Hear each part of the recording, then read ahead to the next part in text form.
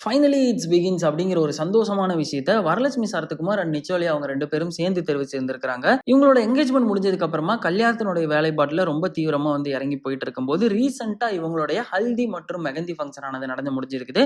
இந்த ஃபங்க்ஷன்ல அட்டன் பண்ண வந்திருந்த மாப்பிள்ளையான நிச்சோலி அவர்களை ராதிகா சரத்குமார் அவர்கள் ஆரத்தி எடுத்து மாலை போட்டு வரவேற்றிருந்தாங்க.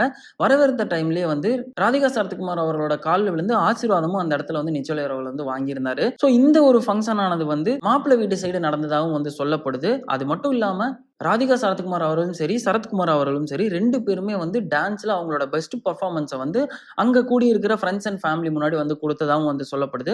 ஸோ ரொம்ப நெருங்கின சொந்தங்கள் மற்றும் ஃப்ரெண்ட்ஸ் முன்னாடி நடந்த இந்த ஒரு ஃபங்க்ஷன் ஆனது வேற லெவல் ஒரு செலிப்ரேஷன் அமைஞ்சிருக்கிற மாதிரியான ஒரு சில விஷயங்கள் தான் வெளியில வந்துட்டு இருக்குது.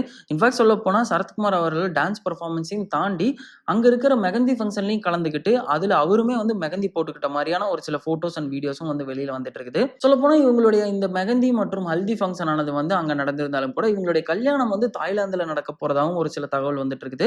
ரிசப்ஷன் ஆனது சென்னையில நடக்க போறதாகவும் ஒரு சில விஷயங்கள் வெளியில வந்திருக்குது. So haldi and mehndi function ரீசெண்டா நடந்து முடிஞ்சிருக்கும் போது இந்த வாரம் வீக்கெண்ட்லயே இவங்களுடைய கல்யாணம் நடக்கிறதுக்கான வாய்ப்புகளும் அந்த இடத்துல அதிகமா இருக்குது. ஸோ எது எப்படி இருந்தாலும் இவங்களுடைய கல்யாணத்துல இருக்கக்கூடிய போட்டோஸ் அண்ட் வீடியோஸ் கண்டிப்பா டாக் ஆஃப் த டவுனாகவும் பூம் ஆகவும் தான் போகுது. ஸோ இவங்களுடைய இந்த ஹல்தி மற்றும் மெகந்தி ஃபங்க்ஷனை தாண்டி கல்யாணம் பிளஸ் இவங்களுடைய ரிசப்ஷன், குறிப்பா ரிசப்ஷன்ல பார்த்தோம்னா நிறைய செலிபிரிட்டிஸ் கிட்ட இன்வைட் பண்ணியிருக்காங்க.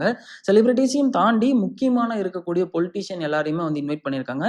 இன்க்ளூடிங் மோடி அவர்களையும் சேர்த்து இன்வைட் பண்ணியிருந்திருக்காங்க. ஸோ இவங்களுடைய இந்த ரிசப்ஷன்ல எந்தெந்த மாதிரியான செலிபிரிட்டிஸ் எல்லாம் அவங்களோட பிரசன்ஸ் அங்க கொடுக்க போறாங்கிறது கூடி சீக்கிரம் எல்லாரும் பார்த்து தெரிஞ்சுக்கலாம்.